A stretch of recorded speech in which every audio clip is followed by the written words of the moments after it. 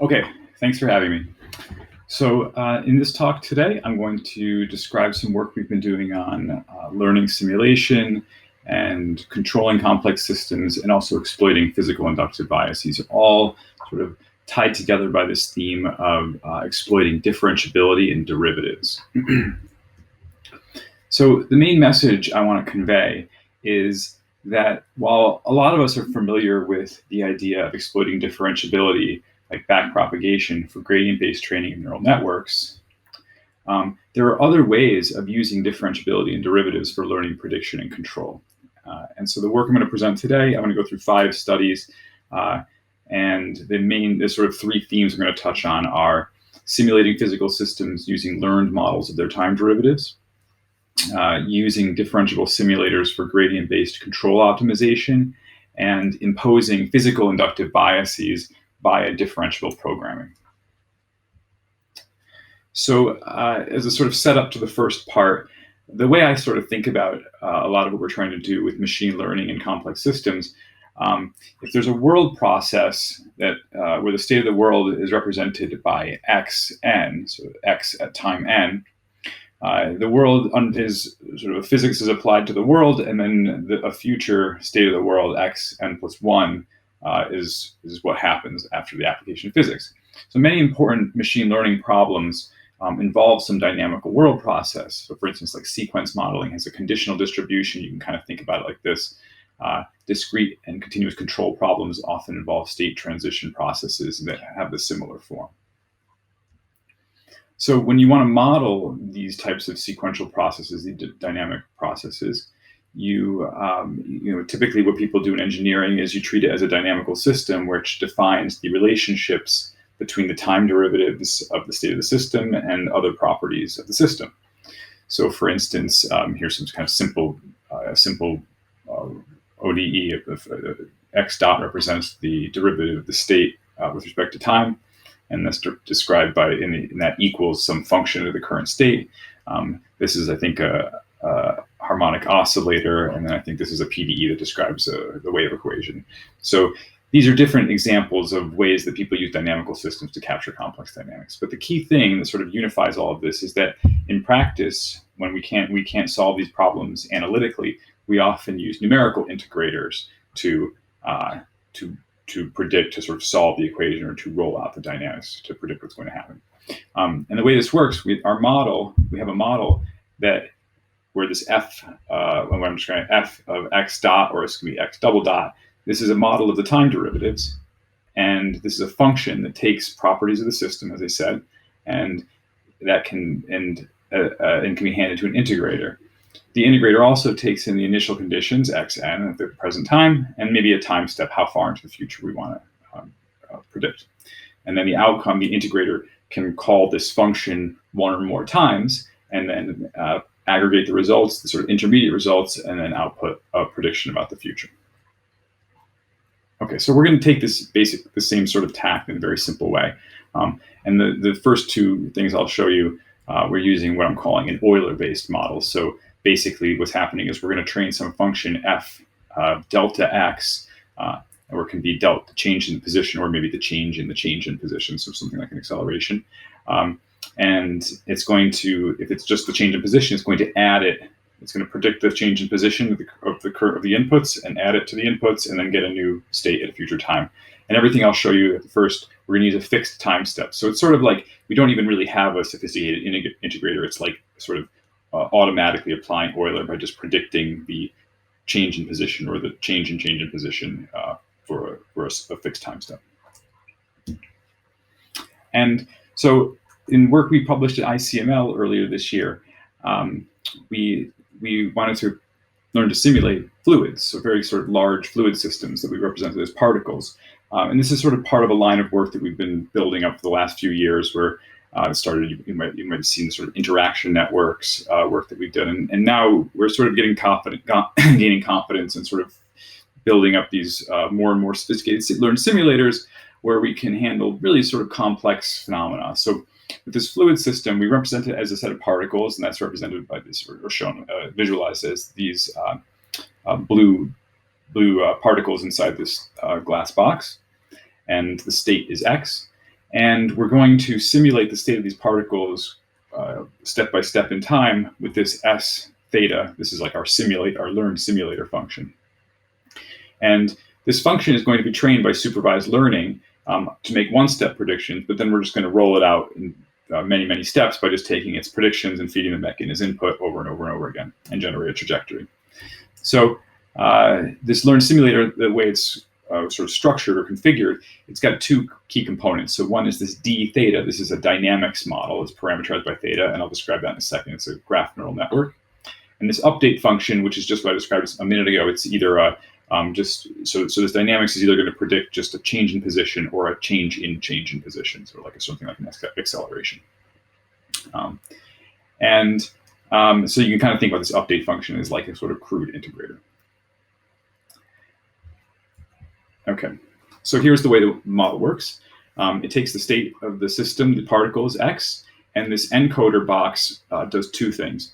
So the first thing it does is it takes the particles and their positions and it computes nearest neighbors. So it figures out which ones are close to each other, and that's represented by this gray circle. And then it constructs a graph out of the set of particles by attaching edges between neighbors that are close by. So you can see here the particles, I've shown sort of edges being added as long as they're within this gray radius. The second thing it does is just embeds the features, the sort of spatial features and position, properties of these each particle, so the position and velocity, into some latent distributed representation, some just real vector. And then what happens is that graph, the sort of embedded particles and their edges, get passed to a processor block that's a sequence of graph neural network functions that are applied successively. So it takes that input graph, it computes a graph, an output graph, or actually in this case, it's a sort of like you can kind of think about it as like a residual graph network. So it computes a change to this latent input graph, adds that to the features of the input graph, and then you just kind of propagate. I think we do this about 10 times usually or so. So it's sort of like a deep graph network where basically you have 10 successive stages of processing where the attributes of the nodes and edges are updated. They're sort of latent encodings of these node and edges that are updated through the iterations. And then the output graph GM is decoded by a final block that basically takes these high dimensional latent vectors in the nodes and predicts either the change in position or the change in position. And then that those differences are added to the input, but it's update block, and then that's how you get your next step. Okay. And so when we do this, here's what we get. So on the left, we've got the ground truth simulation. What we've done is just taken the particles and rendered them with some surface over them using a separate software package. So the underlying state of the simulator that we care about and the model we've built is particles, which you'll see in just a second. But basically, this is the simulation. So you can see it's very accurate. This water-like material is simulated very accurately. The left is ground truth. The right is our learned model. Again, these are both just initialized with the same first state, but then our model is just propagated forward for like thousands of steps to get this rollout. And you can see in just a second here, this video is going to kind of change from this surface fluid-like representation into the particle representation here. And you can see this is the actual underlying state of the simulator. So you can see you can get very rich, complex sort of physical behavior with this approach. Okay. We can also simulate other materials. So here we've got sand, and it just has different material properties, like different viscosities, different sort of interactions among the particles that in the ground truth simulator, and different interactions are learned by the learned model. So here's the particle representation of that. And then here's our what we call goop material. So it's sort of like a jello or some kind of sticky, kind of liquidy thing, yogurt maybe kind of. So here's the particle representation of goop.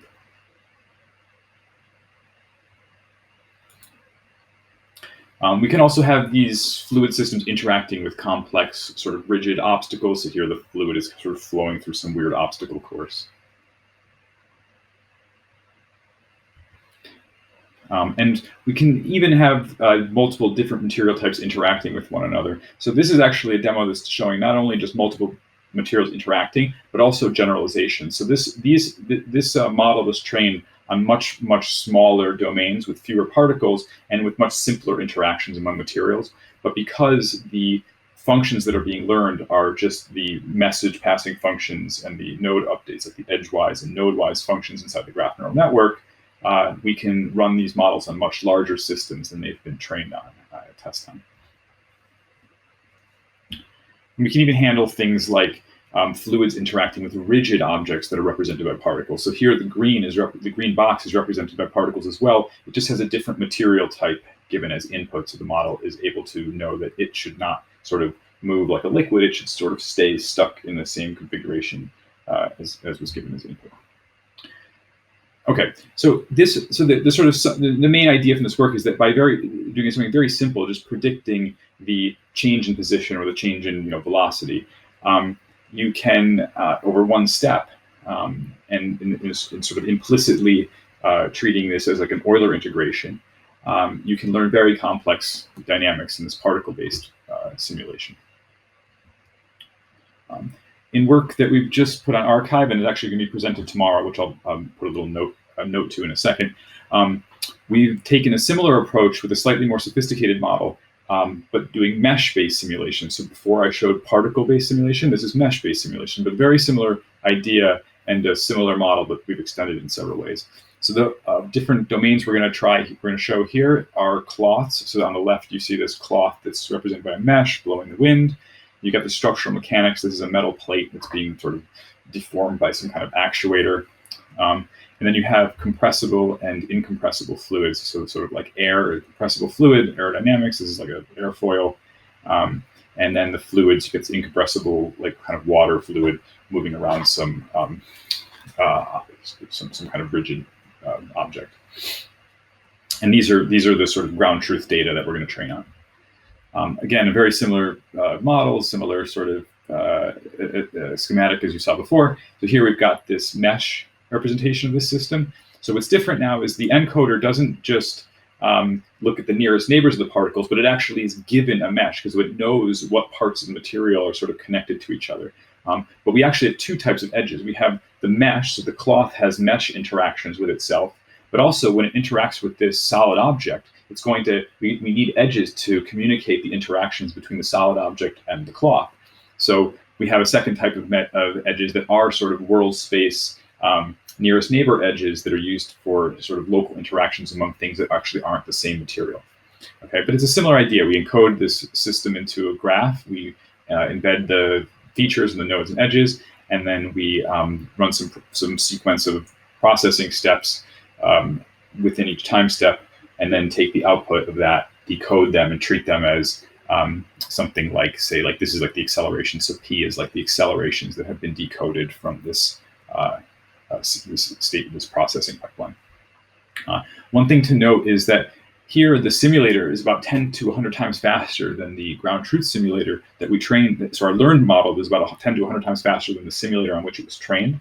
And this is because we can exploit GPU, TPU sort of parallel matrix multiplies.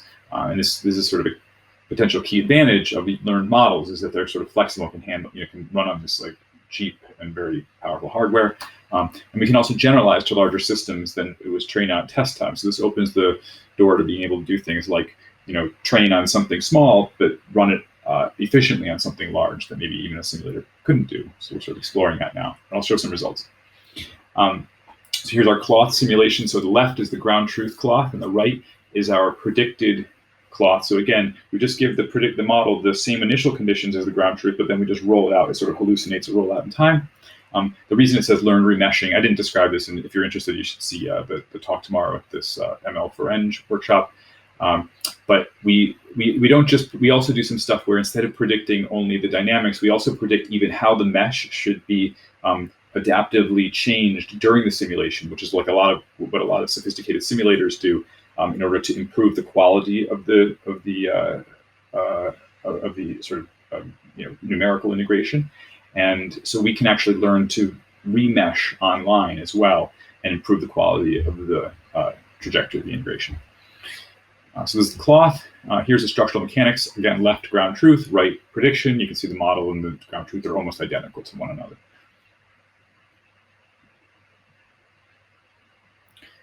Here's our compressible and incompressible fluids. So left ground truth, right prediction. Over here, it's top ground truth, bottom prediction. So I didn't have room to stick them all together. But again, you can see it's very accurate. They look almost identical to one another over time.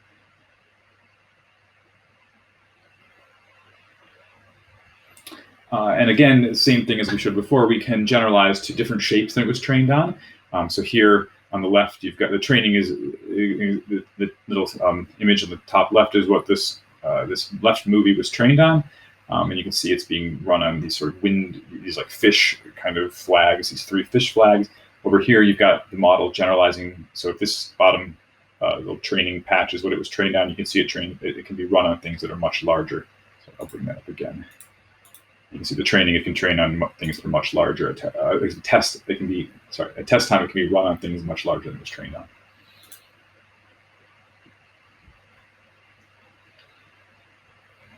Okay. And if you're interested in more details, please, again, see Toby, Mayday, and Alvaro's presentation tomorrow at the ML for Eng workshop. Okay, so what I've shown so far is examples where we're using we're using fairly sophisticated graph-structured models, but with a very simple sort of approach that just tries to make supervised training on one-step prediction and using basically the simplest integrator we can. So we're kind of modeling like a sort of time derivative, but applied over a fixed length of time, and we can capture very complex fluid and non-rigid dynamics. But something else that we've been doing with this class of models, so this is work we did a few years ago, but with a similar sort of slightly earlier version of these sequence of models, we can also exploit the fact that the model is differentiable. And I'll show you how we're going to do that in a second. So we're going to exploit this differentiable not to train the weights, but to optimize controls. So we're going to solve inverse problems rather than forward problems. So here we apply I'm not going to get into the details. You can check out the paper if you're interested, but I want to sort of talk about sort of what we did with this. So here we applied a similar class of models to the DeepMind control suite, which has this pendulum, cart pole, acrobat, swimmer 6-link swimmer, multi-link swimmers, cheetahs, walkers, Jaco arms. We even tried this on real Jaco data as well. So here's how we represent this system as a graph. The bodies are the nodes of the graph here, and the joints are the edges between the bodies. And similar to how I showed you before, probably is not that surprising given the results we've got more recently. We can sort of simulate these forward these swimmer systems very accurately. And so here there's actually some random control inputs similar to kind of how like that wind was being applied to the flag that's causing the swimmer to kind of like move around in this simulated fluid. We can train a single model on lots of different systems because the model is learning about the local interactions among things and how each of the local pieces is updated. So we can apply this function we can apply it to graphs of different shapes and sizes. And we can also generalize to things that we've never seen. So again, this probably isn't that surprising given the stuff I showed of the fluids and the meshes. But again, even here, we were able to kind of generalize to different size swimmers than it was trained on. And we can apply this to actually real Jaco data. So here's this is just a kind of rendering of a real robot arm that was on the left. It was the real robot arm under some random control inputs, and here's our simulation of what would happen under those random control inputs. Okay, but here's where we start to move away from this kind of forward modeling thing. So this is the sort of second point I want to make in the talk about exploiting differentiability within these models. So again, we've got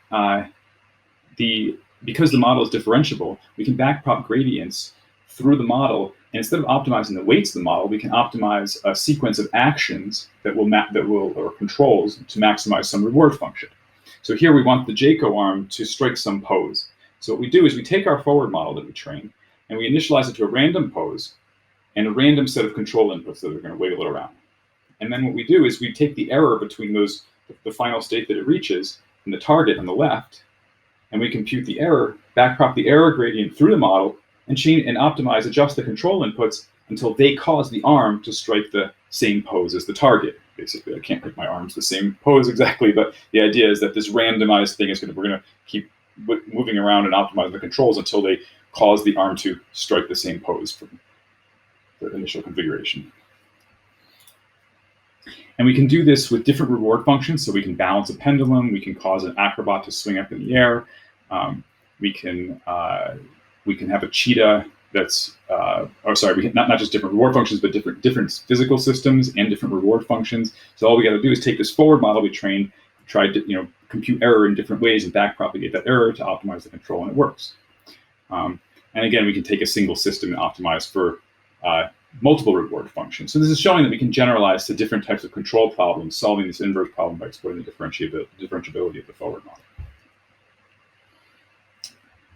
Okay, so a third sort of thing I want to describe that we've been working on the last about year or so, we've been exploiting differentiability in these models in a third way. So in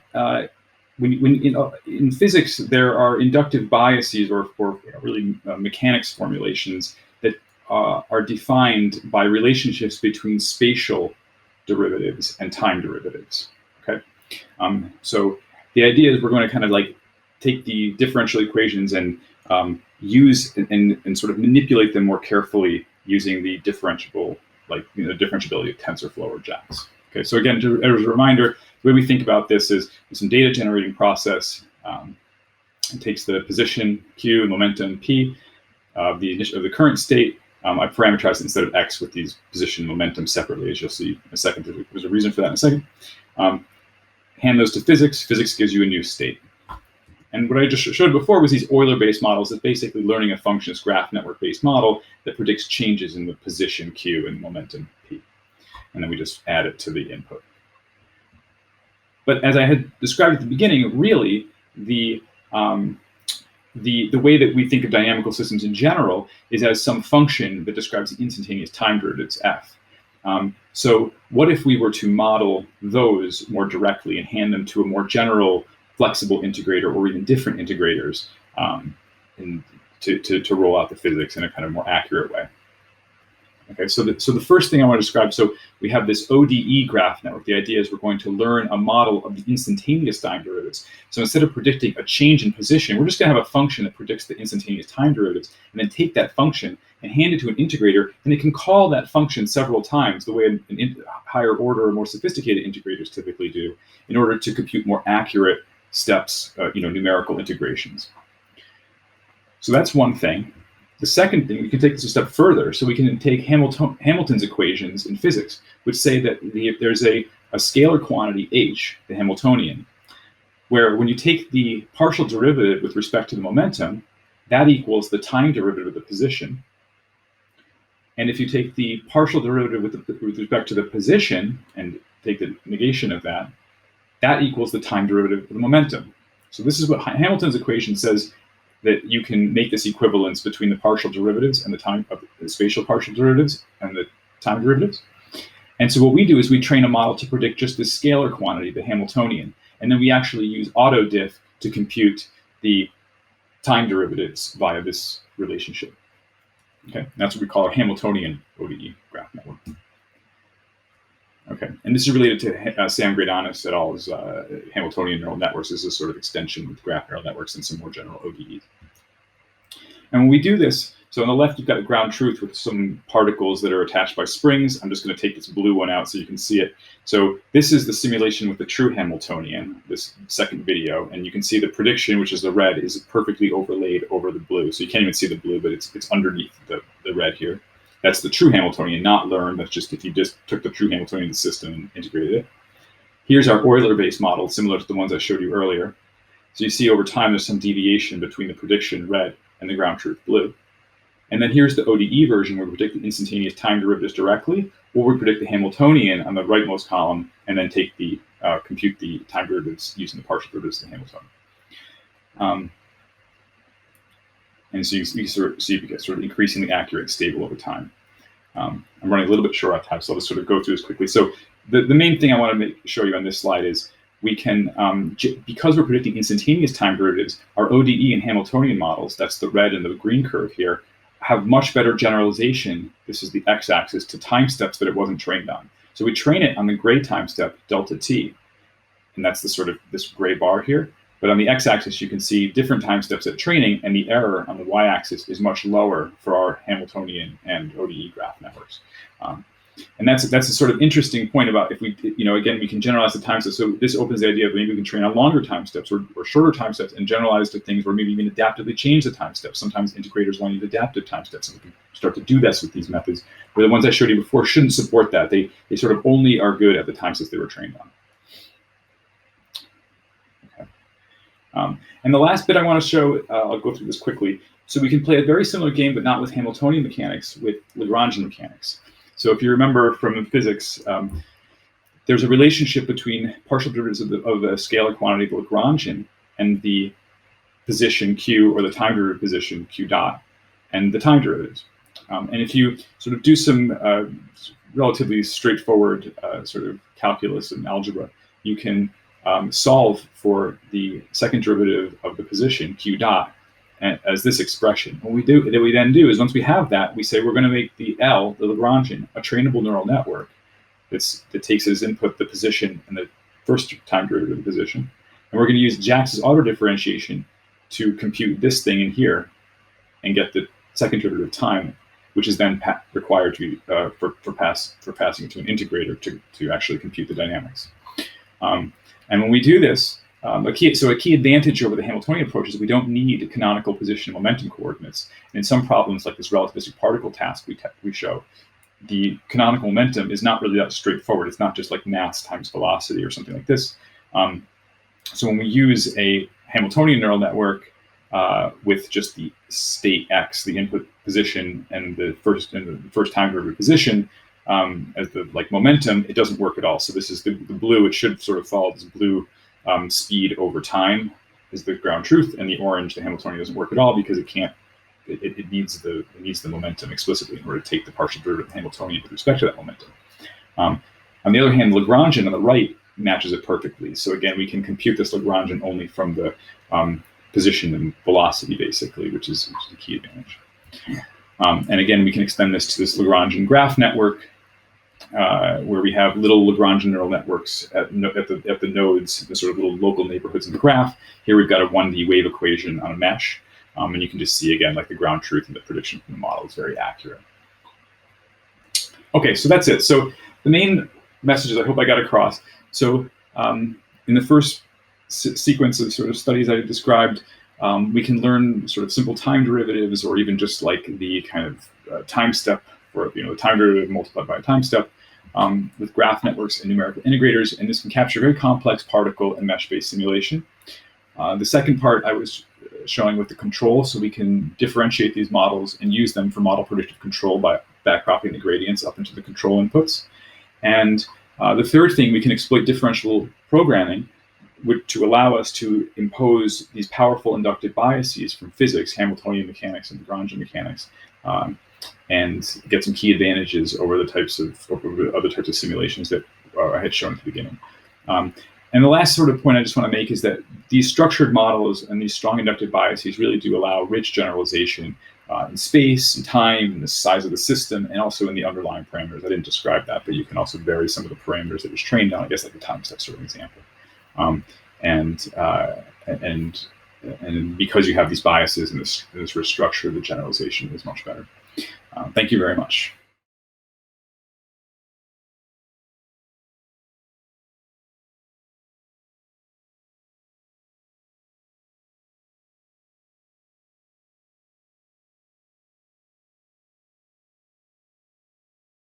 We already have a couple of questions here. So the first one from Igor is, did anyone try to reconstruct physics from analyzing learned latent features? Can one get something like normal coordinates?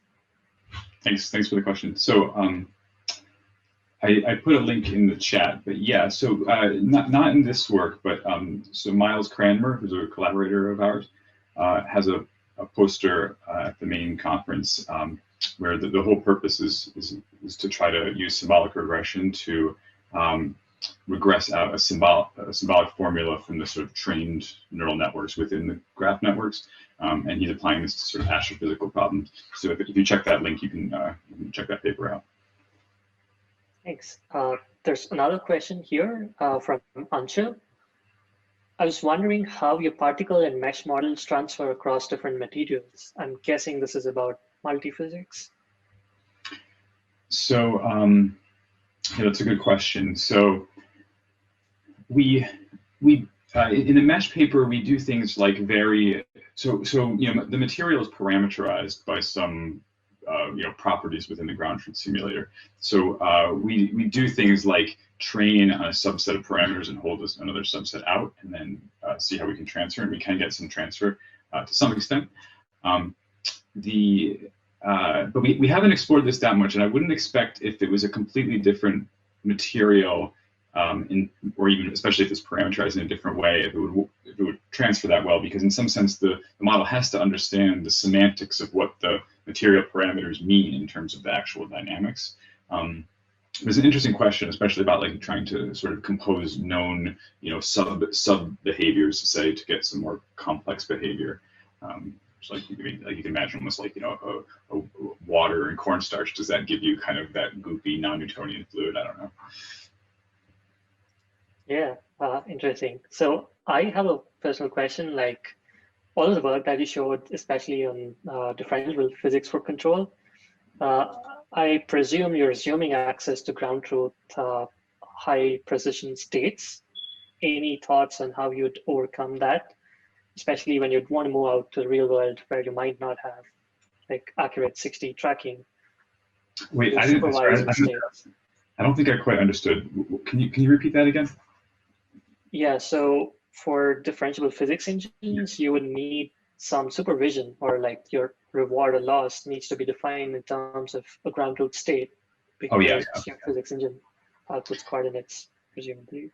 Yeah, so we define the loss, the reward and loss functions are defined on something about the state. So for instance, if it's like get the cheetah to jump higher, it's like expressed as the different components of the cheetah's body being as high as possible. You get rewarded for as high as possible. But yeah, like that's up to you to define that. It's all in the latent in the sort of state space, symbolic state space. Yeah. So we have another question from Zoom. How do you see the work developing with autogradients on the level of optimized LLVM IRs and leading to high fidelity HPC code being able to compute gradients? I guess this is more of a programmatic question. No comment, only because I don't know enough about that to answer that question. I'm sorry. Sure, thanks. There's another question from Igor about fluid simulations. When one creates graphs from blocks of nearest neighbors, when these blocks break up and particles will get apart in water splashes.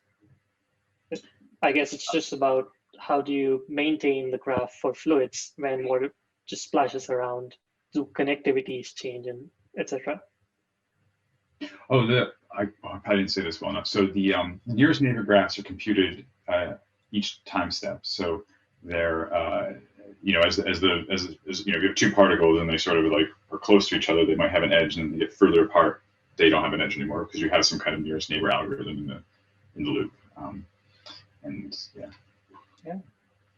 So yeah, in the interest of time, I'll just take one more last question. There seem to be just too many, but you feel free to respond them on Rocket Chat after. There's one question from Ankur. How will these learned models behave when you have complicated interactions like contacts of a robot and effector with an object?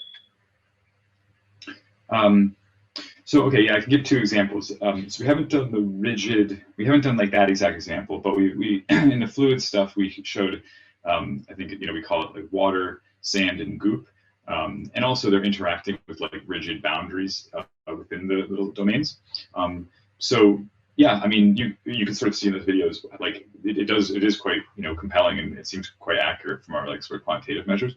In the mesh stuff, we have like rigid objects that are sort of like the cloth has self collisions with itself, and it's like can collide with rigid things like a sphere. And again, it's quite good. So I think that rigid interactions is like, also could pose difficult challenges for the hard constraints. But yeah, I have a feeling we'll be able to get it to work. Might take some work though. Thanks so much, Peter. There's still questions trickling in on the chat. Looks like everyone's really excited with this line of work. We hope you will take some more time answering.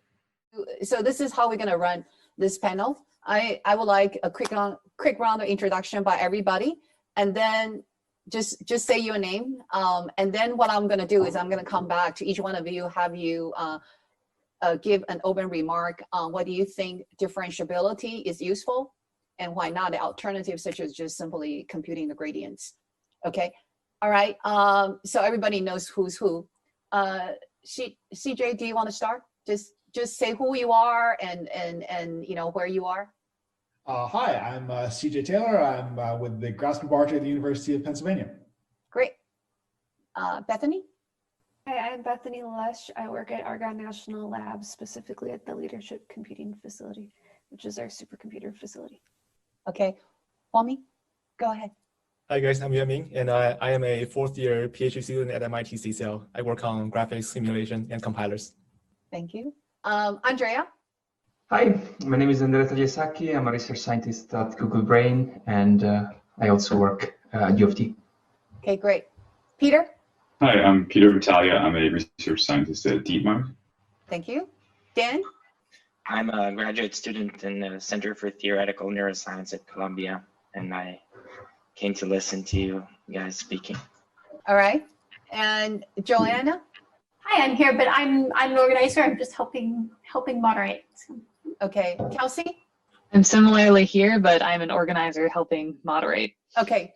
All right. So what I am going to do is once we have a very brief introduction, I am going to just pass the mic to each one of the panelists and have each one of the panelists share with us their personal perspective regarding differentiabilities and, versus other alternative approach. Okay, CJ, go ahead, please. Okay, wonderful. So I guess what I'll do is actually echo a point that I heard in your talk, because it resonated with me. As at Grasp Barter here, we work a lot on robots, actually stuff at the intersection of computer vision and robotics and the like. So this concept of being able to build differentiable models to help us model actual robotic systems that we have. So for instance, these legged systems that are walking around in extremely complicated environments where we don't have wonderful models to begin with. I think it opens up the opportunity for us to both learn models that are have better predictive properties, but also allow us to get at control, which is what we really want to do. Is how do we have really performant systems that work in a lot of these environments where our existing models are, quite frankly, at this point, less than adequate. Thank you, CJ. That's a very brief introduction of your perspective. Okay. I figure there's a lot of people. All right, Bethany, would you like to say a few words regarding what your perspective on differentiability and why it is useful, and what's your view on what's your perspective on sort of compare that to alternatives? Sure. So my background is applied math, and I've been working on machine learning for dynamical systems and more recently a little bit of fluids.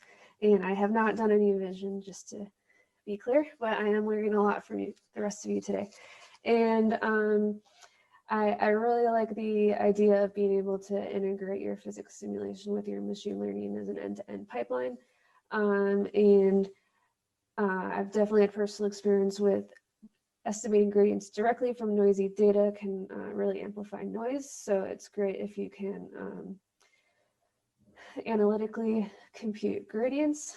And something I'm thinking about today is that our supercomputers, we have computers coming that are going to be primarily GPUs, and I'm wondering if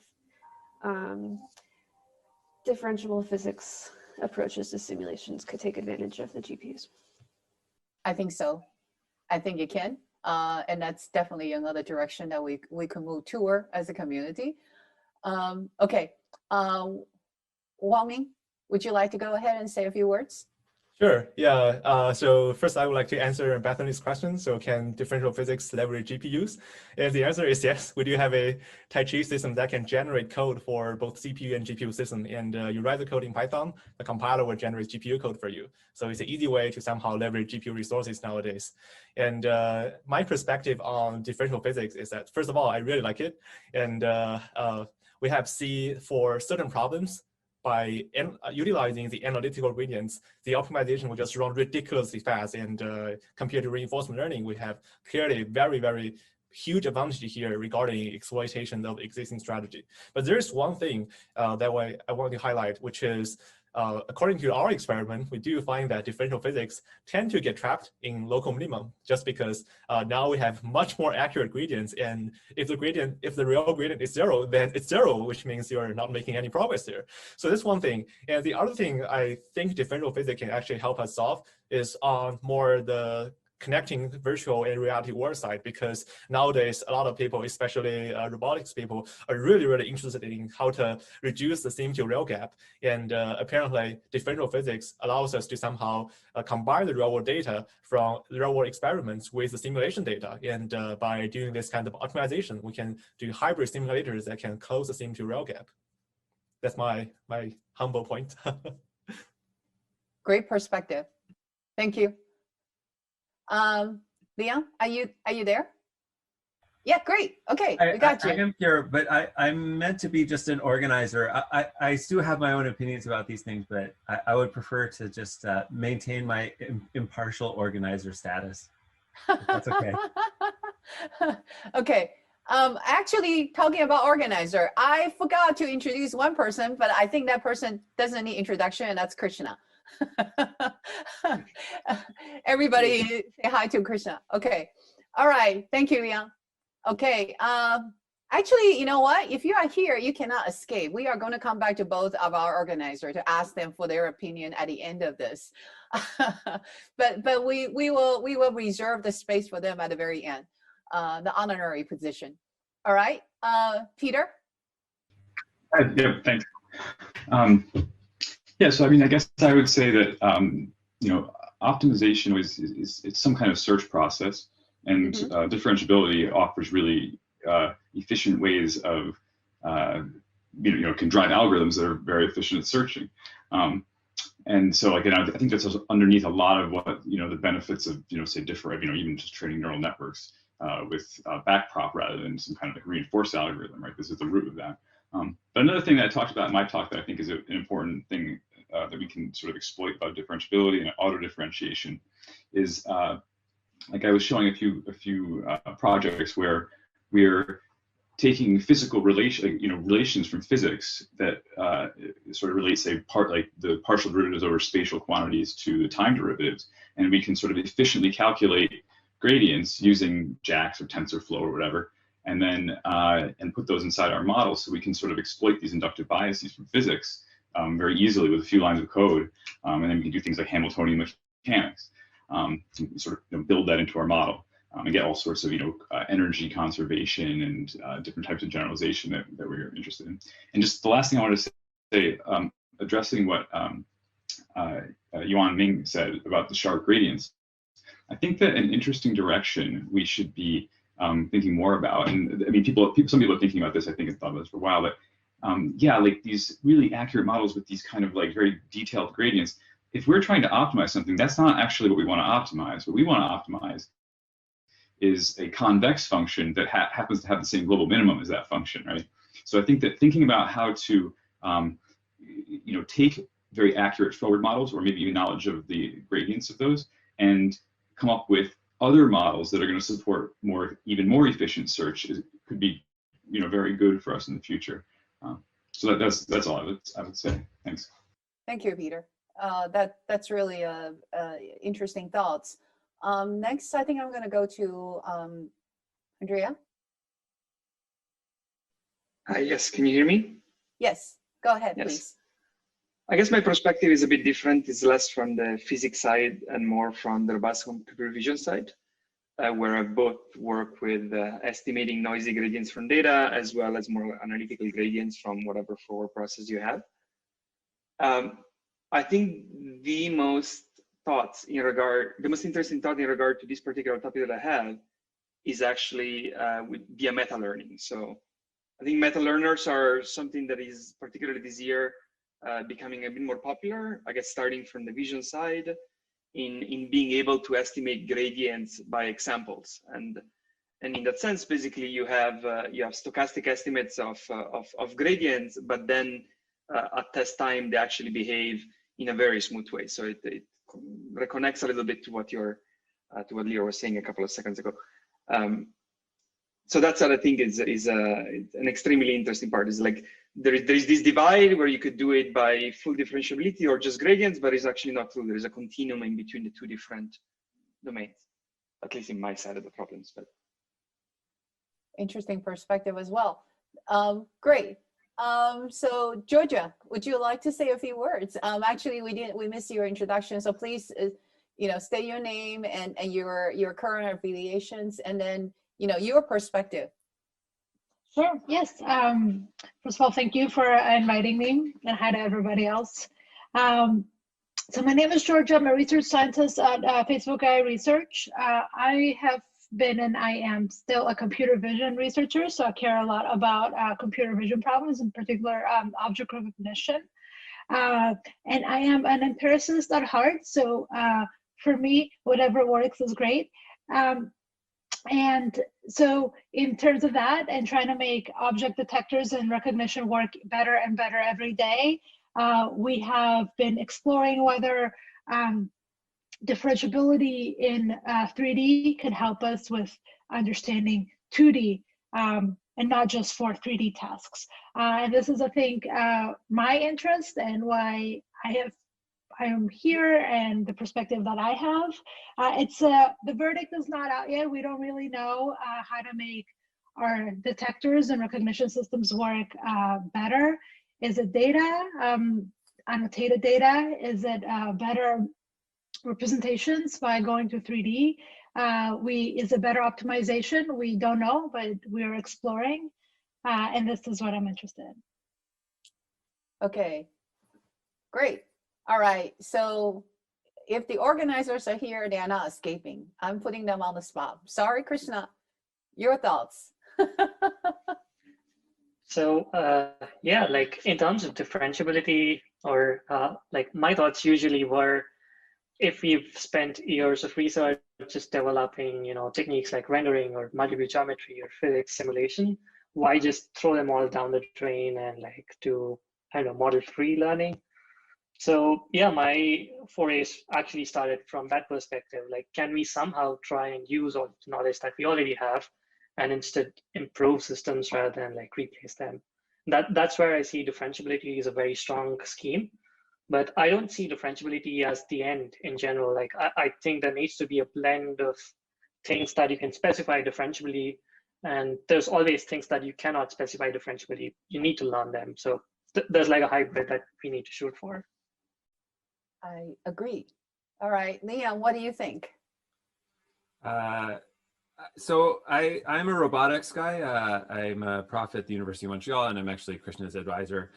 And so, I mean, the hope here is that, I mean, what we've always wanted for representations for robotics is that they're task informed. And I think that the real hope here is that the tools of this community can provide us roboticists with methods and methodologies by which we can take performance on an end task, on some metric, and feed it all the way back to learn perceptual representations. And that's a lot of what the research that Krishna is doing is about. And I think that this is a super powerful thing. And then I also really like, I think it was CJ who was talking about, or sorry, maybe Yanming, talking about this, the sim to real element of this, and how now if we can get these backproppable tools like physics that we can actually optimize simulators for directly to close this sim to real gap, this is another like extremely powerful thing that could have real applications for robotics. So I would almost consider myself more as like an end user of most of the technologies that are being created by the panelists in some sense. Great. Okay. All right. So I am wondering if the panelists can comment on what do you think, what are name your dream application that you think can sort of unify. I think I already started mentioning some of that in my comment when Krishna asked me. What are the possible application? So let's kind of start dreaming together. What are some of the possible applications that can unify vision, graphics, physics community together that, you know, different community with different background can achieve together, and machine learning, of course, right? That cannot possibly do alone by itself. So what are some of the dream possibility and application that you can think of? You know, based on sort of the conversation that we have so far, that you think will be really exciting and challenging, and that actually require vision, graphics, physics community to work together.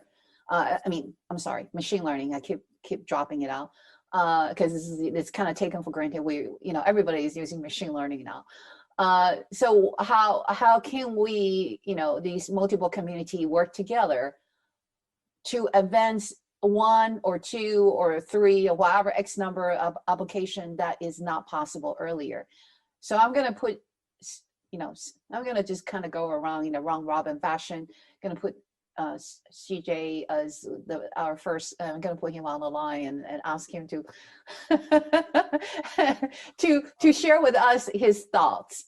Okay, CJ, go ahead. I think this is actually something that Georgia picked up on, but this vision, no pun intended, the idea of the vision being sort of the inverse problem of graphics is something that I think has been around as an idea in the community for quite a while. But I think the kind of techniques that are being discussed here, where, as you said, there is graphics acting as this forward engine, but then allowing us to interpret images in terms of being able to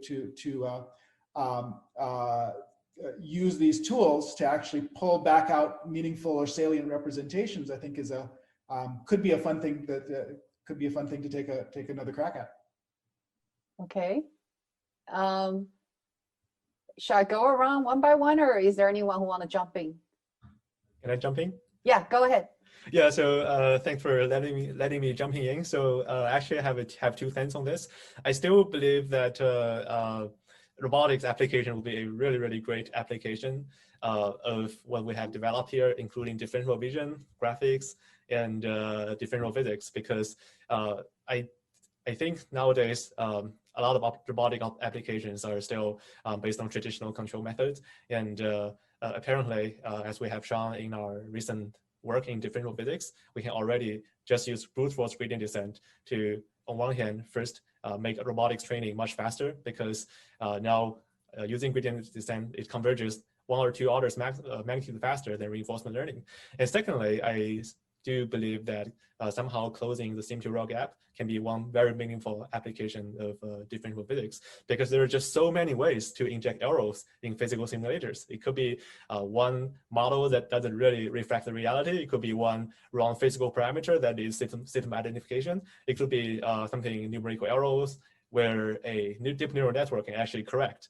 So I think those 2 topics, like accelerating learning and closing sim-to-real gap, are what differential programming is really good at. And I think both of them have great applications in robotics. That's my 2 cents. Great. All right. Anyone else want to jump in next? I'll say something. Okay, go ahead. Go ahead, Peter. So I think the most important problem in AI is construction or tool synthesis. I think partially is because I might be biased, but I think this is also one of the most important parts of human intelligence. I think it's sort of what, in some sense, distinguishes us from other forms of intelligence. And I think that when we try to attack the problem, we start to think about what does it take to just to build some building, or even just like fix something that's broken in our house. You're immediately faced with this enormous search space. And so the question is, like, physics is a small set of rules, and it can give rise to a tremendous amount of, it can be realized in infinity of sort of, different scenes and different scenarios. And how do we search through that, and how do we sort of find things so quickly that, you know, kind of work, and what's that process that we use? And then the reason I think that that can also be sort of tied into graphics and vision is, so there's this paper I like from Sandy Pentland and Ted Adelson from about 25 years ago or so, where they're talking about, it's about like perception of shading, sort of vision, human vision, perception of shading. And they talk about this workshop metaphor. And the idea is like, how would you build, it's like this very generative approach to vision. So like the inverse graphics thing that was mentioned a minute ago, like how would you build this scene out of components? Like how would I build this scene out of, you know, I have a phone here and I have like a book over here. So in some sense, it really is also a construction process, even to form an interpretation of what's around you.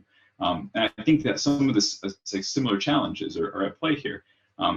And this is an old idea, right? Of course, like even like people like Irv Rock and perception have talked about this for the logic of perception. But I really think that one thing that we probably could spend more time on in machine learning is thinking about representations that support sort of a lazy, almost sparse generation of structure and of hypotheses or solutions, because that's really how the world is organized, and that the problem that one of the most important problems that humans face, and that I think we need for AI.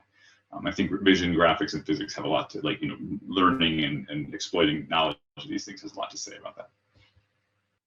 I agree. Andrea, Bethany, or Leo? Sure.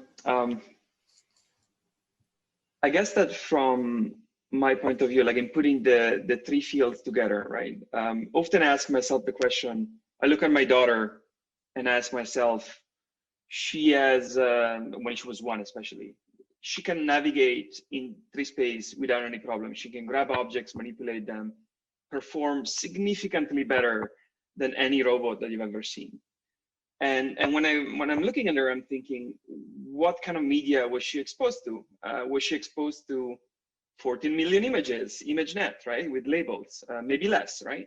But then you might ask yourself the question is like, what if you have a child that doesn't have verbal communication, like an autistic child, right? Will they be enabled then to operate in 3 space? I'm not an expert in this area, but my gut feeling is that that would be uncorrelated from the ability to perceive and operate in 3 space. And therefore the question becomes, what are we allowed to provide neural networks as inductive bias to actually learn what the world looks like? And the more and more I think about it, the more and more I'm convinced that the only inductive bias that you're allowed to use is physics. And this comes in the form of either simulation, because, you know, these are the laws of the universe, right? You know that they are valid. You know that whatever you're doing, as far as you're introducing them, they cannot be violated because they're just there. And if you look at some of the progress that has happened over the last year, some of the biggest advances in differentiable rendering, what have they done? They have just respected physics, right? They have respected, for example, modeling of transparent media. That was scene representation network and neural volumes, and then NERF. They did exactly that. They've done modeling of light scattering events with light fields in NERF. Like, and I find this pretty inspiring. And I think a lot of my agenda right now is driven is like, okay, this is the only, if we're to build the computer vision and the differentiable physics of the future, this is the only thing that I'm allowed to use, and everything else is just cheating. And it might be okay for the time being, because you might still build products and companies and applications, but it's still cheating. It's like you're allowed only to give a network what a 2-year-old or a 1-year-old has access to. Okay. All right. Do we, Georgia, or actually Bethany? I think Bethany want to say something when Andrew. I'm curious if vision can be helpful in climate modeling or weather or other environmental problems if we have satellite imagery to augment incomplete physical models. And something I'm curious about, but I am not knowledgeable of the available imagery data sets. I would imagine so. I would imagine so. Of course, climate, it's now you're talking about, you know, large scale eddy simulation. So it's much bigger. And that's actually an area of a tremendous potential, because we're looking at climate change at a global scale, bigger than ever before. That's really a great application. Yeah, and I will say I'm aware of early work that's been done, for instance, in looking at satellite imagery to try to estimate fluid flows and the like. But I can certainly see an application for marrying this with a physical model underneath it to help us do a better job of interpreting that kind of data. I think that would be a very profitable line of research. Yeah, and that's really, I mean, that's an area of potential impact at a very large scale. I mean, we're talking about global scale, right? The world scale. And it particularly combined with, like I say, large scale eddy simulation that kind of track how the fluid flow of atmospheres and how that would evolve together with just century of the data. And I think that it would be really kind of interesting. I just don't know anybody who's working on that, because this is many of the work in this area, it's mostly done by people who are in academia and industry research labs. I don't know how many, I mean, of course you are, in national lab really are thinking about taking the latest research and really pushing it forward, to solve some of these really important problems at the national and the world scale and the earth scale. So that potentially will be of tremendous impact. Yeah, the national labs are definitely talking about how to use machine learning methods on these kind of climate type problems, but I don't know about from the graphics or vision perspective, if anyone's kind of crossing those fields. I'm not aware of any. I mean, this is why the panel discussion is so interesting, right? Because we all bring our different perspective. So this is really, really interesting thoughts. Okay, that is, keep that thoughts. We'll follow up. Georgia, would you like to say a few words what you think are your dream application? Yes, of course. I mean, a lot of the things that people have said so far also are part of my interest as well. I'm also trying to, like, just from what Bethany just said, it's always, I think we should actually be thinking more globally in terms of what it is of these applications and what it could be of impact. Of course, we all want to, build models that operate like the human brain, that they're very intelligent. And this is something that we might achieve, but we also might not in this lifetime. But there is definitely a lot of good gain from building models that tackle problems that are beyond the scope, like climate change, ethics, all these topics that are sometimes less brought to the forefront. So that's something that I would like to see more of. I would like to see more attention and more examples and more research on these type of problems that affect all of us right now. And then I think that I would like to, based on what Andrea just said, how do we envision of training these systems if we want to reach this golden standard of I have now trained like a human brain or like another brain of that level of understanding. And I'm not settled yet as to what is the right approach, whether we should simulate how humans learn, or whether we can take a just different approach. Humans had like billions of years to establish how they learn. It doesn't mean that we need to stick to that. There might be other avenues, other paths. Not that what we're doing right now is anywhere as effective or as pretty as how humans learn. That's like very far from reality. But these are all sort of the questions that go in my head and what I would like to see us tackle in the future. Great. That's good. That's great. Leon or Krishna? Leon, go ahead. Do you want to say a few words? Hi, sure. Yeah, like I really like what Andrea was talking about. Like I have kids too, and looking at your 1-year-old, and it's amazing. And I also remember seeing these videos of like crows solving incredibly complicated little problems to get seeds or whatever the crows eat. I don't know. And what was amazing about those things, particularly to me, was that they all involved notions of intuitive physics. Like they needed to understand that some things flowed, and or that they could use a stick and pry something up, or that a rock has weight and that it would actually cause something to happen.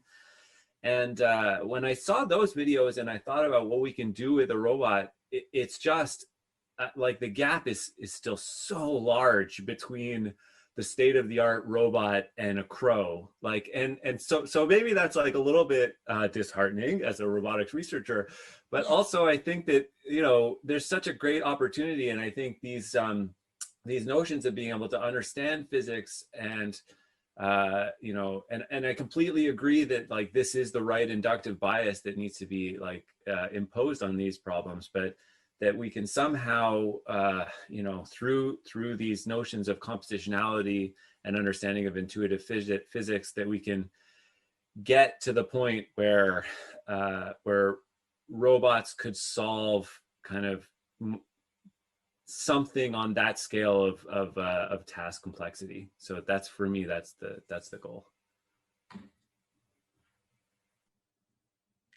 Great. And Krishna, do you want to say a few words? What do you think? What are your dream applications? I mean, there's plenty, but to be really brief, I think I'd really love to see all these communities working together. It seems like a lot of these goals are shared, but the kind of work that happens is very, very disjoint. And that was the motivation behind this whole workshop, to try and see if there are synergies, like can the differentiable physics and rendering communities interact. We've already started seeing that a bit, and we've also seen synergies between the computer vision and differentiable rendering community. So yeah, I'd like to see all of us working together. Okay, we'll be starting to write joint paper after this, right? Okay, sounds great. Okay, anyone else want to, did I miss anybody who want to say a few words about what are their dream application? Or even audience? You can always chat. Okay. If not, we're going to move on to the next question, which is, do you think differentiable pipeline or programming will make model-free methods obsolete?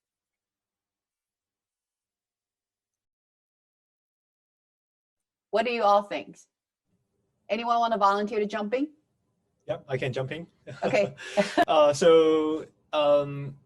I think the current situation is, I think there are two things. The first thing is that building differentiable programming models for everything is not yet possible at this point. And there are still a lot of physical phenomena or whatever process that we are able to simulate forward, but back propagating can be very, very tricky. So that's my point one. And my point two is that actually, okay, I think I forgot my point two. Okay, so I'll jump in again when I come up with my point two. Okay. Okay, we'll come back to you. All right, CJ. I guess I have something that's hopefully at least tangentially related. I want, this is in reaction a bit to a point that Yuan Ming made that I really agree with, that conquering the sim to real gap is of course a primary challenge. But the other thing I would point out is that the robot that you train for is always different from the robot that you go to the field with. You're going to go to this field with a robot, there's going to be a short in the motor, the prop is going to be bent, and the model that you worked with, that you trained so hard with, is actually not good on the day. And so I just want to point at this issue that there's a time scale issue, that we need to be able to do this adaptability quickly in the field, like the crows do when they're having a bad day, but they're able to actually snap back into it in very short order. And perhaps the inductive bias induced by these physics will allow us to lower that manifold dimension in a way that makes this possible. But practically speaking, for somebody who takes robots to the field, this is where things break. So it means we need robustness training. Okay, that's great. This is great. Anyone else?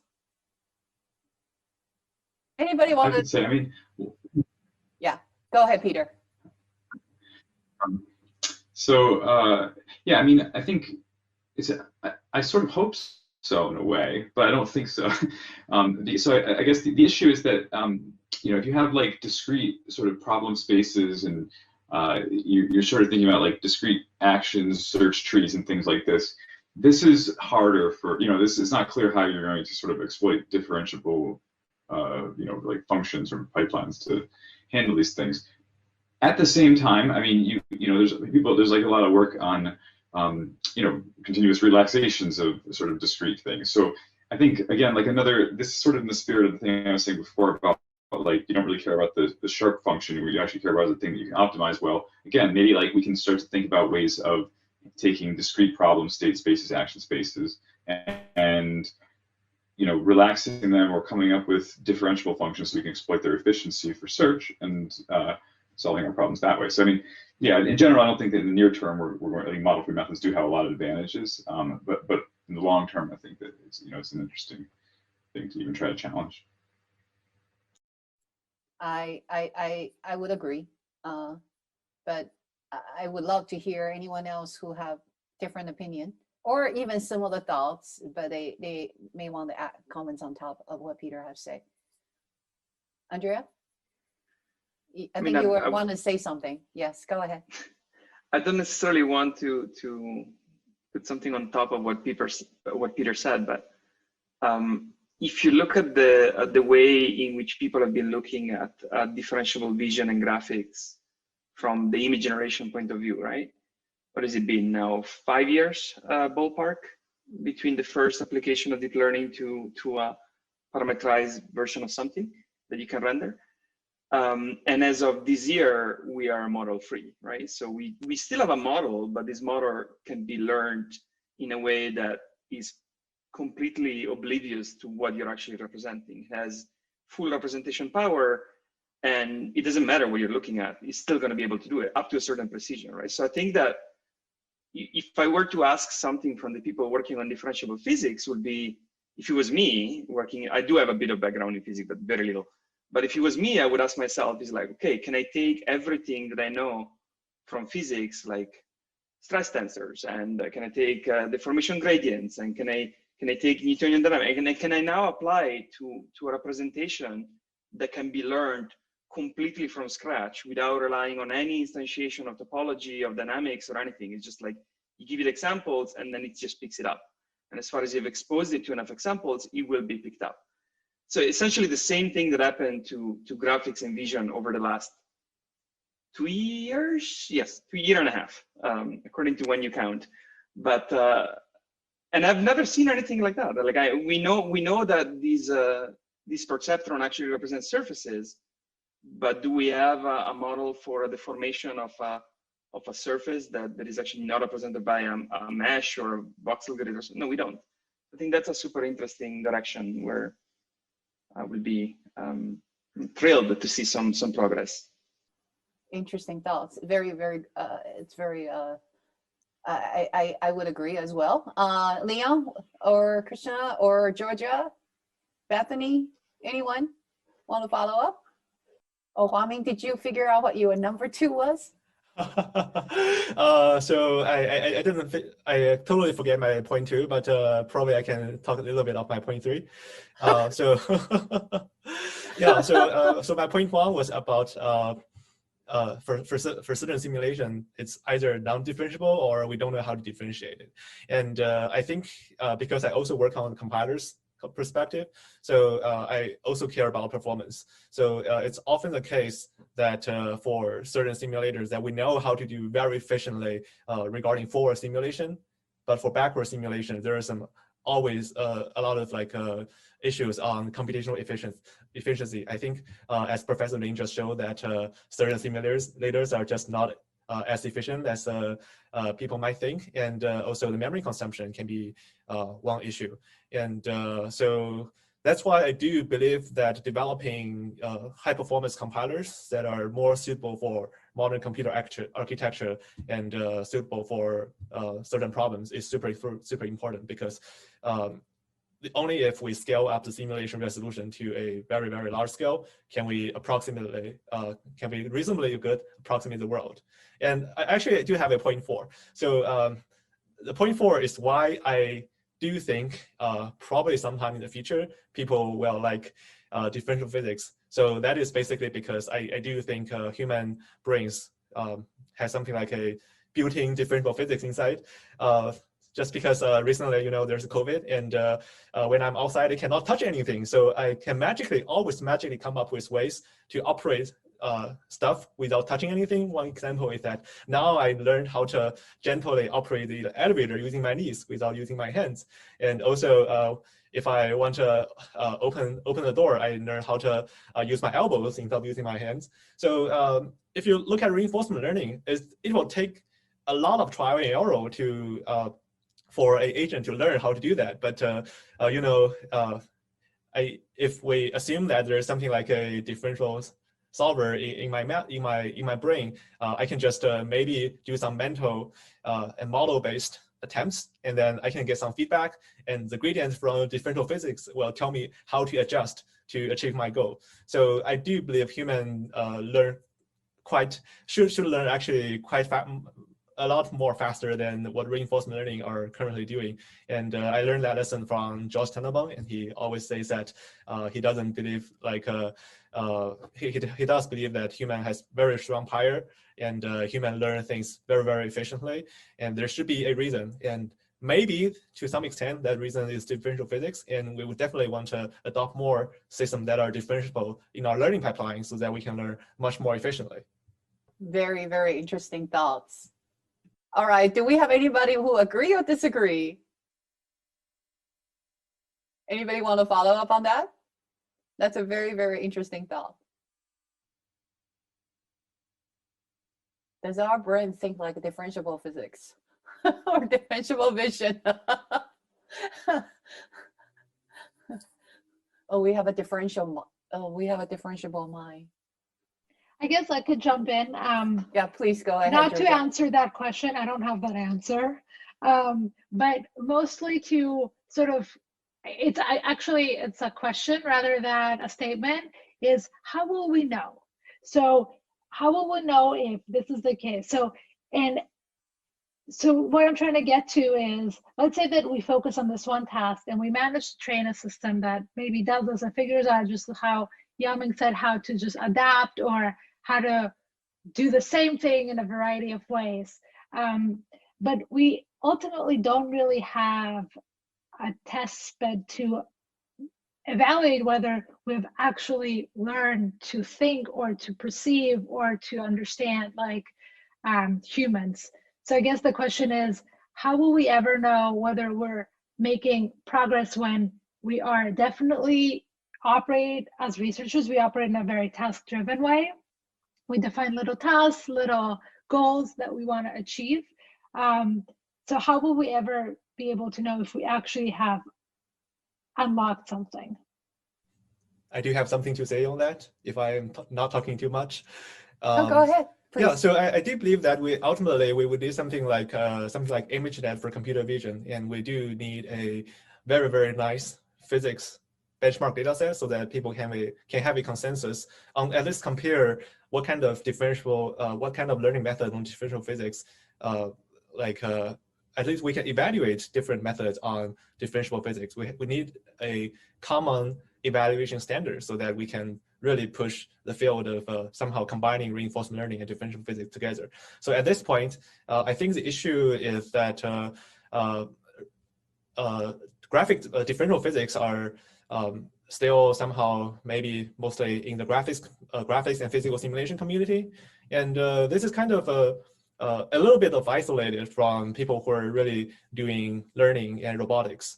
And I do think that's why we need to gather here to talk about future solutions. So I think we really need to make the existing differential physics systems easy to use and easy to benchmark. So that's one very important thing. I do think that the birth of ImageNet as a common standard for evaluating different deep learning system has drastically pushed forward the recent advances of deep learning. Like without a common consensus of which method is better, we cannot push things forward. We do need a good evaluation thing. And currently the issue is we haven't built that common standard yet. And I do look forward something like the ImageNet, something that corresponds to ImageNet to appear in the field of differential physics. That's definitely a really interesting thought, and I would argue the same probably would apply to even robotics, where RL has been used extensively. So we don't have exactly a set of benchmark for robotics community, even though there is sort of a standard list of 12 different robotics, categorizations of grasping, planing, control, and manipulations, and sensing, perception, and so on. So there really isn't a set of benchmark even for robotics, although that due to differentiable physics, now robotics community is using more simulations, and they're sort of starting to have this, like the ants, the walking dog, the mobile robots. So there are some of these models are coming up. So I do think there's a lot of potential there.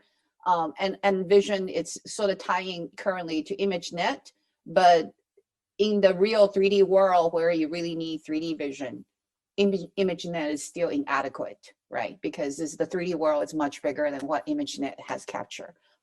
But that's really a tremendous it comments that I think that we do need some sort of benchmark in every single community, and that's definitely worthwhile to sort of explore. Now, do we have anyone else that want to comment on whether we think that differentiable pipeline is going to make model-free methods? Absolutely. I think there is some sort of consensus here. The question, it seems like the answer is no, predominantly. Am I correct? Or do we have somebody who want to argue otherwise? No. We are going to make the differentiable pipeline is going to make model-free methods, absolutely.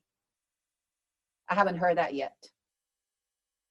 Okay, if not, we're going to move forward and say, how do you see differentiable method being used and applied in the wild?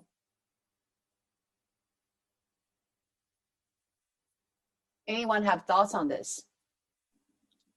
Do you think we are ready? Do you think how robustly can they run, do you think? So I don't have thoughts, but I have context to just add here. Particularly in terms of, let's say, differentiable physics, there are things that you can never hope to model, maybe disturbances like the wind or so, or there might be very complicated objects that you can't always encode in code. And even in rendering, you're always faced with something that's different from the real world. There's always some residual you can't hope to close in. So I guess that's a very interesting thing to consider. Like, do we want these systems to run ready, in the wild on real data, or do we look at other midterm transfer solutions, like you train in simulation and then try simple real transfer? I don't know. Yeah, just opening up more thoughts. So just some random thought. So maybe surprisingly, I have to say, in many fields, even for physics, simulators are not accurate enough.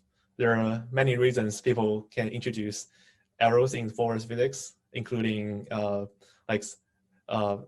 discretization errors and inaccurate model assumptions, and also wrong boundary conditions and inaccurate physical properties. There are many issues, even in forest simulation. So I think, given that, it's fine to tolerate some current learning issues of differential physics or differential programming tools and adopt that in current learning system, because there are a lot of issues in forest physics simulation, but there are a lot of people already using forest physics for computer-aided engineering, for reinforcement learning. So I think I wouldn't say we're 100% ready, but I think what is exciting in the academia is that people are always eager to try new things, and that's why we call it research. Yeah, Here, Peter? I'll say something. So Yeah, so like I think that this is something I think about a lot, like, you know, how we're going to take a lot of the stuff I showed, you know, we're taking these simulators and we're training some neural network on to you know, mimic a simulator, but that's like sort of easy compared to having something that learns about the real world. And I feel like I haven't really had a, sort of come to a decision about how we should approach this problem in general.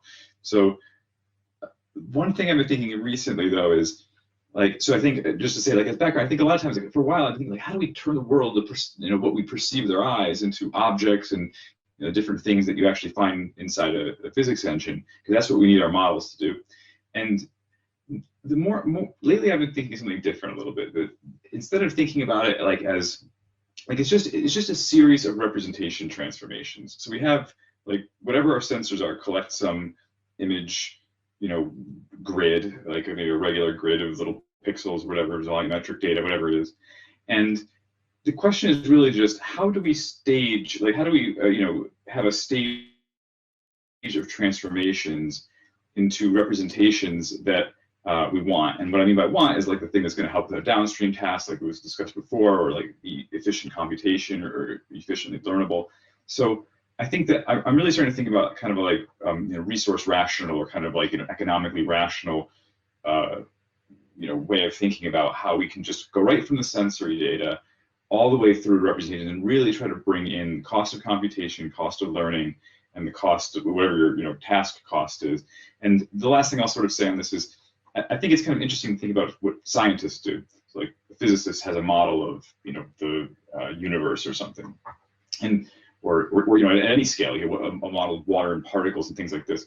So like there's not actually, you know, atoms. Like this is just a representation that's very convenient for us to compute, and it like solves lots of problems, and we can kind of like extrapolate really, really well. So I think it's kind of interesting to just think about the different trade-offs through science and the models that are very prominent and effective and powerful, why those trade-offs were made, and, you know, from that sort of get ideas about how we can start to structure our kind of like, again, economically rational choice of representations, computations, where we're going to take our observations, you know, of the world and turn those into models. So it's really sort of the same thing. That's all. I think that's really that's correct, and I think a parallel analogy is probably like autonomous driving, right?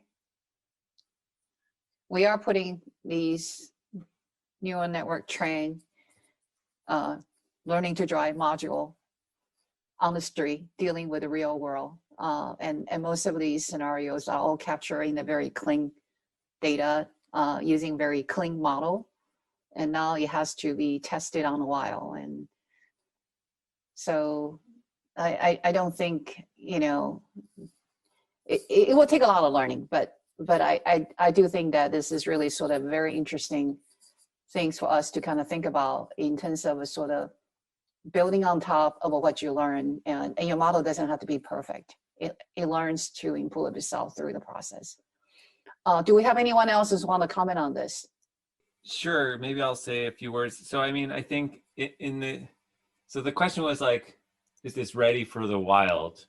And I mean, there are some things that are already out in the wild, and they involve differentiation.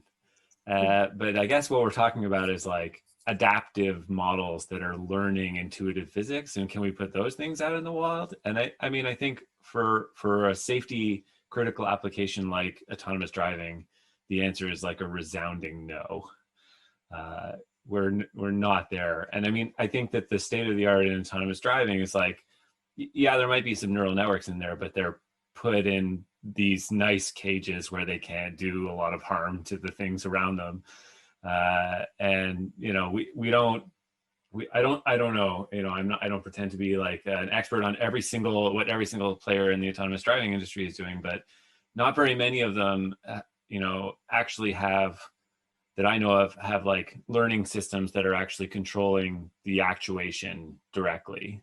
Like the thing that is very commonplace now is to have like a learning system that's doing some perception, and I think that part is like, you know, relatively solved. But the people who are doing like RL for autonomous driving, or, you know, any kind of model that's a learning based paradigm that's actually being handed the keys to, like, pardon the pun, to like actually push the pedals and turn the steering wheel, like those are extremely rare. We're still using our traditional good old-fashioned engineering and models for those pieces. And I don't know when the tide will turn or if it will turn. My sense is that the way that this is likely to go is that we want to build on a strong scaffolding of things that we know to be true, and that we can write down like theoretical principles about and guarantees. And then the adaptive part is like the sprinkling that goes on outside of that scaffolding. I think that's kind of a more promising direction, particularly for like safety critical systems. When you take out the like safety critical nature, you can sort of do whatever you want, and then you can like throw any kind of crazy neural network solution at your thing and see if it works or not. But for safety critical stuff, like it's going to be, I think, a really hard battle, and a long time before we see like these kind of models actually in charge, where they can affect like real people's lives. I will totally agree with you. Putting into the wild doesn't mean that we're going to put everything into the wild, but it can be used on some application. Definitely safety critical. No, even autonomous driving, it's not approved in California yet, right? Even though we have all these autonomous driving cars. It's largely, I think I heard it's on a fairly constrained environment. It has the potential. Okay, anyone wants to comment on it? CJ? You are muted. I think Liam raised an excellent point. And I'm wondering if that then means that looking at systems that would work with the wealth of information we have from control theory, where we do have guarantees and we can make bounded assumptions where the learned aspects are allowed to operate, but within a band that we know is safe based on analysis, might be a profitable way for us to move forward on this. Yeah, there's some really nice work in this area actually by Angela Scholig at the University of Toronto, who does like is an expert on like control and writes down like her nice little tight robust like control loop, but then thinks about how to build the learned components that are outside of that. And so now we can have like RL that's learning an inverse model, but that model is still being fed into like a control loop that we can do things like have the same guarantees about performance and things like that. So I think there is, like, in the safe RL community, there is some nice work being done in this area. Okay, great. Anyone else want to comment on this? And actually closely tied to that, let's say that we can put some of these systems in the wild. How do you initialize these systems? Much of these, simulator, render, vision algorithm require some sort of initialization. What are the way to address this issue? How do you initialize these systems? Either in the wild or even in a laboratory environment or control environment or just a simulator. How do we initialize? Do you have these problems? I do actually believe that differential physics can have a little bit of benefit on initializing a experiment, because I do believe system identification would be a very nice application of differential physics. Then you can basically, based on your observation of something like two elastic balls colliding with each other, and then do a bunch of gradient descent. It's kind of, you can always infer something like the mass ratio between the two balls. And we did have that in the Chen Qing paper as a motivating example for system identification. So that allows us to actually get a little bit of information from the physical world to the simulating environment by somehow either looking at the physical world or use some sensors to gather some information and then fit a model. So this is actually one area where differential physics would actually has a little bit of advantage. Great, yeah. I think Andrea was going to say something. Yeah, but this is a bit on the wild side, though. I put this prefix on it, but it connects to something that Georgia was saying earlier, right? Like humans had a long time to learn how to behave in the environment, and now you can actually even go to the animal world where the claim is not as wild, but there is behavior that animals have that are driven by instinct. And now you have to ask yourself, what is instinct? Because instinct is nature, is not nurture, and therefore is pre-programmed in the brain. So, and this ties to your what initialization you give to the system. So it's not inconceivable that our visual system and our motion control system are somewhat weakly initialized to nudge you in the right direction. I do not know to which degree, but definitely in terms of just behavior, instinct is exactly that, right? Like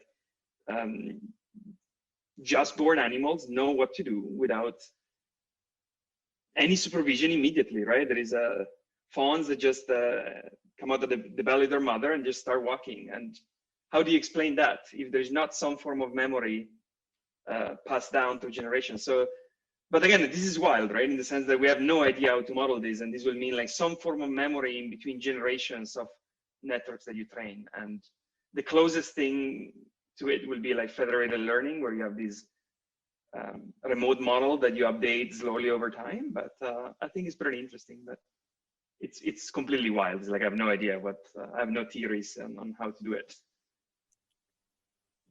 Well, on that thoughts, unless anyone else is on that have comments, that I think that's a really interesting thoughts that I think we can sit on and think about, and we'll come back next year and we can debate on this, or we can debate over drink afterwards. Okay. I would love to follow up with, each one of you individually. We have some really interesting discussion.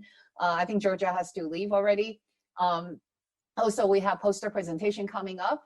So I would like to sort of, ramping things down. I want to thank you all for an extremely interesting and stimulating and exciting discussion on all these really interesting questions. And I wish we had more time. Unfortunately, we already kind of running behind schedule, and the poster presentations are waiting. So I want to thank you all for taking your time to chat on this panel format. It has been fun. And I also want to thank Krishna and Liam again for organizing the workshop. So we will follow up through emails or other informal discussion offline. Thank you all for participating in the panel, and thank you all for all your interesting contribution and sharing your thoughts with us in this panel. There's also Joanna and Kelsey, who are the real organizers. I didn't really do much. And then there's other organizers who are not even here, like Victoria. Victoria, Kelsey, and Johanna, I think really shout out to them. It is they who did like a ton of the heavy lifting. I was probably just, the face, but they did all the work, and it was really nice trying to put this together, and it was nice to just go through all of your talks and have this panel discussion. And yeah, thanks so much for contributing, and thanks for joining, taking the time. And I know it's pretty late in a few time zones from where people joined in. For instance, like Peter, it's probably too late for him. And yeah, thanks so much. We're soon going to start off with a poster session on GatherTown. So if any of you just wants to hang around, chat, anything light, feel free to join us. And we've got very interesting submissions to feature in the poster session. I guess Johanna will do a quick 2-minute walkthrough of how the GatherTown looks like. All right. Thanks so much again. Thanks, everybody. Thank you.